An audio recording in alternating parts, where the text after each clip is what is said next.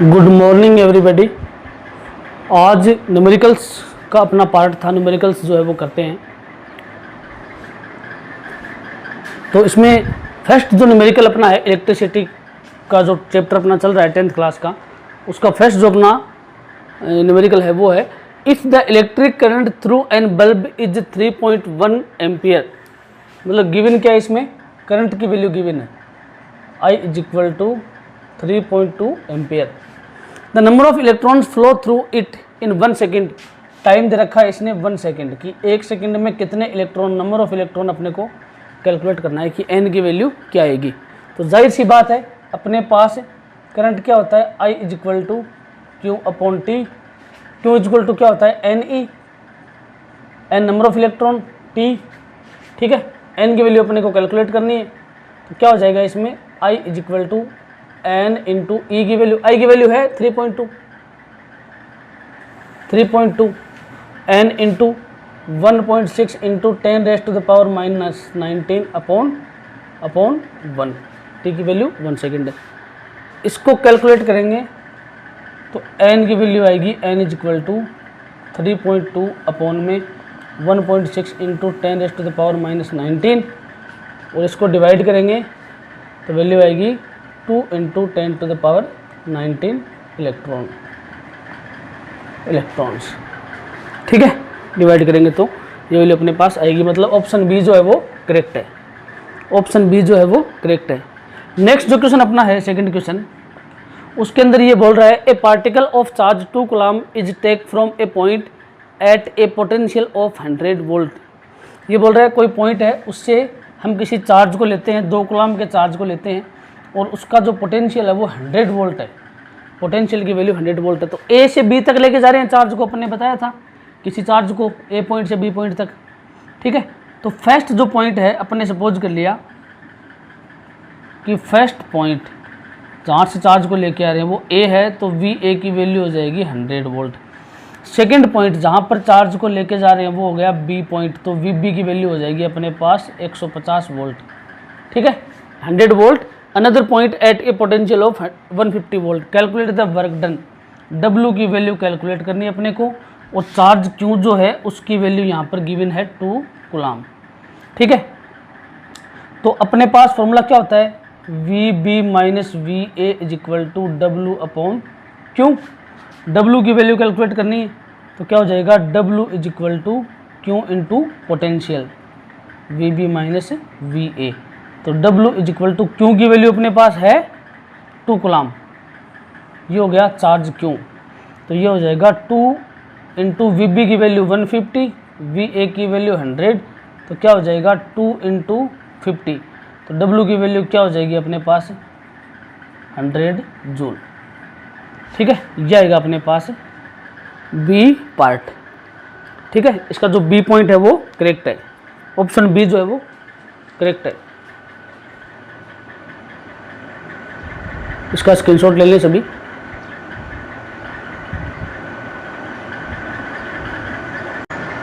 Second question अपन ने कर लिया था, थर्ड क्वेश्चन आपके सामने है। थर्ड में दे रखा है the specific resistance of nichrome is 100 micro ohm centimetre. तो थर्ड क्वेश्चन में इसने रो की वैल्यू दे रखी है अपने पास 100 micro ohm into centimetre. What will be the resistance, R की वैल्यू कैलकुलेट करनी है। Resistance of nichrome wire of 5 metre length, length दे रखा है L is equal to 5 metre.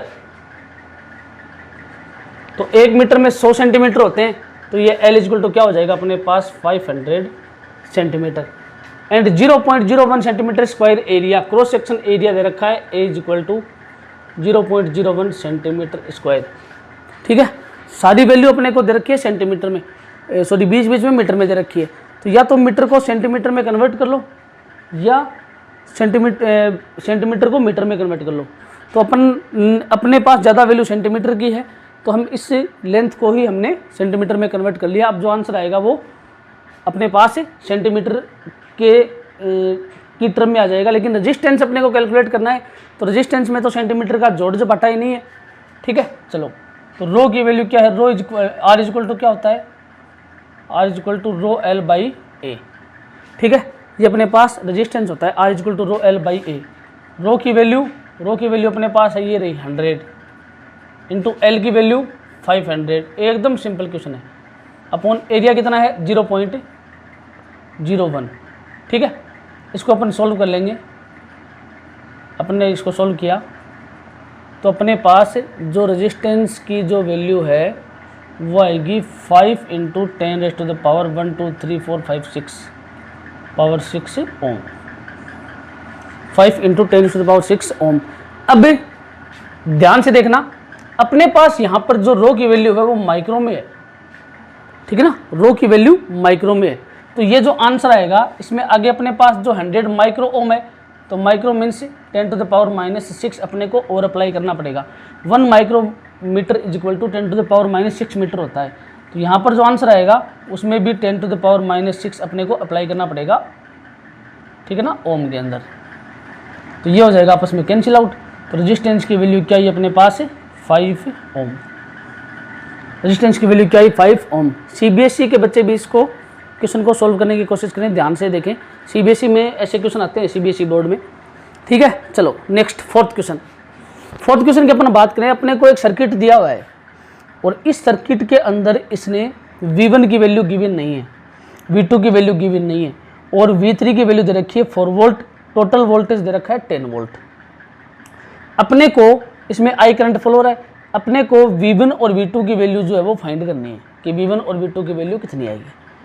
ठीक है, बहुत ही अच्छा क्वेश्चन है, आपको ध्यान से समझना है इस क्वेश्चन को। ठीक है, बहुत ही तकड़ा, मतलब ये मान लो कि बहुत ही अच्छा क्वेश्चन है। सीबीएसई के लेवल से तो बहुत ही बढ़िया है, सीबीएसई का जो लेवल है 10th क्लास का उसके अकॉर्डिंग। ठीक है, अब देखिए R2 और R3 किस में है, R2 और R3 है पैरेलल कॉम्बिनेशन में। ठीक है, R2 और R3 किस में है पैरेलल कॉम्बिनेशन में। और पैरेलल कॉम्बिनेशन का अपने को पता है कि V जो है वो सेम होता है। ठीक है, 3rd लेक्चर में मैंने आपको बताया था कि पैरेलल कॉम्बिनेशन में जो पोटेंशियल है वो सेम होता है। इसका मतलब R2 पे जितना पोटेंशियल है उतना ही R3 पे होगा और R3 पे जितना है उतना ही R2 पे होगा। ठीक है, तो R2 पे पोटेंशियल कितना हो जाएगा 4 वोल्ट।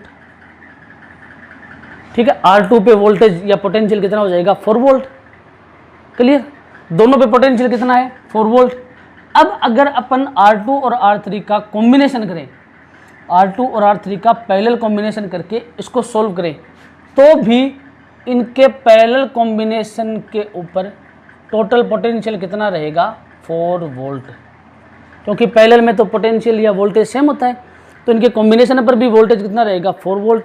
चलो, अब R1 और इन दोनों का कॉम्बिनेशन, R1 और इन दोनों के कॉम्बिनेशन से जो रेजिस्टेंस मिला वो दोनों हो गए सीरीज में। मतलब इनका पैरेलल कॉम्बिनेशन और R1 ये दोनों हो गए सीरीज में। तो सीरीज में पोटेंशियल क्या होता है अलग अलग, तो अपन क्या करेंगे सीरीज का फॉर्मूला अप्लाई करेंगे। टोटल पोटेंशियल कितना होता है V is equal to V1 plus V2। Series combination में V की वैल्यू कितनी है 10 volt, 10 is equal to V1 की वैल्यू V1 प्लस V2, मतलब इसके ऊपर कितना वोल्टेज है टोटल 4 है तो 4, तो V1 की वैल्यू कितनी आ गई 10 - 4 is equal to 6 volt. V1 की वैल्यू कितनी आ गई 10 - 4 इज इक्वल टू 6 वोल्ट। बहुत ही तकड़ा, मतलब तकड़े से भी तकड़ा अच्छा क्वेश्चन है। ठीक है, तो इसको आप स्क्रीनशॉट ले लें या तो या इसको लिख लें। नेक्स्ट क्वेश्चन में बोल रहा है 2 wires of same radius having lengths L1 and L2 and resistivities ρ1 and ρ2 are connected in series. The equivalent resistivity will be. अपने को उस वायर की, दोनों वायर की इक्विवेलेंट रेजिस्टिविटी निकालनी है। 2 वायर दे रखे हैं, उनकी रेडियस है वो सेम है, लेंथ दे रखी है L1 L2 और रेजिस्टिविटी दे रखी है ρ1 एंड ρ2। ठीक है, सीरीज में कनेक्ट है, तो दोनों की इक्विवेलेंट रेजिस्टिविटी क्या होगी। तो अपने को पता है मेन जो फॉर्मूला है R का वो क्या होता है R equal to rho L by A. तो इससे अपन ने फर्स्ट वायर L1 लेंथ के वायर के लिए रेजिस्टेंस कैलकुलेट कर लिया, फिर सेकंड वायर L2 वायर के रेजिस्टेंस के लिए L2 जो वायर है उसका रेजिस्टेंस अपन ने दिख लिया इस फॉर्मूले के अकॉर्डिंग। एरिया दोनों का सेम है, ठीक है, रेडियस सेम है तो एरिया सेम ही होना है, πr², जाहिर सी बात है। तो R1 R2 का इसमें जोड़ नहीं है। सीरीज के अंदर रेजिस्टेंस क्या होता है R equal to R1 plus R2 दोनों वायर के लिए। R इक्वल टू R1 की वैल्यू पुट कर दी यहाँ पर, R2 की वैल्यू यहाँ पर पुट कर दी, R की वैल्यू क्या आएगी, दोनों का एलसीएम ले लिया, ये वैल्यू अपने पास आ गई इक्वेशन 1। ठीक है, एलसीएम लेने के बाद में A नीचे रहेगा, ऊपर दोनों ऐड हो जाएंगे। अब टोटल लेंथ कितना है दोनों वायर का, क्योंकि कंबाइंड रजिस्टिविटी अपने को निकालनी है, दोनों के सीरीज कॉम्बिनेशन की रजिस्टिविटी अपने को निकालनी है।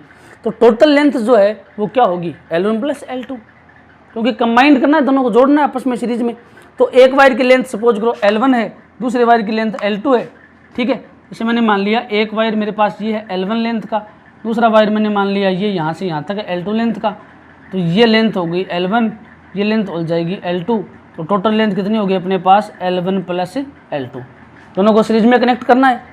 ठीक है, तो लेंथ हो जाएगी L1 प्लस L2। तो टोटल रेजिस्टेंस कितना हो जाएगा सीरीज कॉम्बिनेशन का, रो L1 plus L2 upon A। तो R की वैल्यू हम इक्वेशन फर्स्ट में पुट करेंगे। तो इक्वेशन फर्स्ट में R की वैल्यू पुट करेंगे तो R इज इक्वल टू क्या है, R इज इक्वल टू क्या है ये, तो rho L1 plus L2 by A is equal to rho 1 L1 plus rho 2 L2 upon A। ठीक है, A से A cancel, L1 L2 divide हो जाएगा। तो रो की वैल्यू क्या आएगी अपने पास, ध्यान से देखना, rho is equal to rho 1 L1 plus rho 2 L2 upon L1 plus L2। तो इसमें ऑप्शन अपने पास मेरे को दिखाई दे रहा है सेकंड ऑप्शन, सेकंड ऑप्शन जो है वो करेक्ट है। ठीक है, रो 1 L1 plus rho 2 L2 upon L1 plus L2, ये ऑप्शन जो है वो करेक्ट है। Next question, 3 resistances 5 ohm, 5 ohm and 6 ohm are connected as shown in figure. If the point S divides the resistance 6 ohm into 2 equal halves, the resistance between point P and S, P और S के बीच में कितना resistance है वो देखना है। और S जो है, S पॉइंट के ऊपर जो 6 ohm का रेजिस्टेंस है उसको अपन ने दो पार्ट्स में डिवाइड कर दिया। ठीक है, तो कुछ नहीं करना है, सर्किट को यहाँ से पकड़ो, इन दोनों पॉइंट्स को नीचे करके और इसको घुमा दो ऐसे, यहाँ से पकड़ के दोनों वायर्स को, देखो ये वायर है ना, ये पॉइंट दोनों को पकड़ के ऊपर ले जाओ ऐसे, और सर्किट को पकड़ के ऐसे घुमा दो। ठीक है, तो मैं घुमाऊंगा इधर इसको, तो 5 ohm ऐसे हो जाएंगे दोनों। तो मैं देखता हूँ यहाँ, ये हो गया मेरे पास मेरा P पॉइंट, और ये चला गया ऊपर 5 ohm, ये रेजिस्टेंस रहेगा मेरा 5 ohm का। फिर नीचे आ गया एक दूसरा,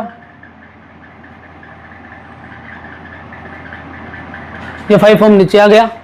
ठीक है, क्यों R, दो पॉइंट हो जाएंगे तो इसे घुमाएंगे तो R ऊपर चला जाएगा, ये R पॉइंट नीचे आ जाएगा, क्यों, ये रहेगा Q पॉइंट, इसको पकड़ के ऐसे घुमाएंगे तो, और S चला जाएगा इधर, 6 जो है, ठीक है, ये दो पार्ट में डिवाइड हो जाएगा। मीन्स यहाँ जो पॉइंट है या जो रेजिस्टेंस है वो रहेगा अपना 3 वोल्ट का, सॉरी 3 ohm का, वोल्ट गलती से बोल दिया।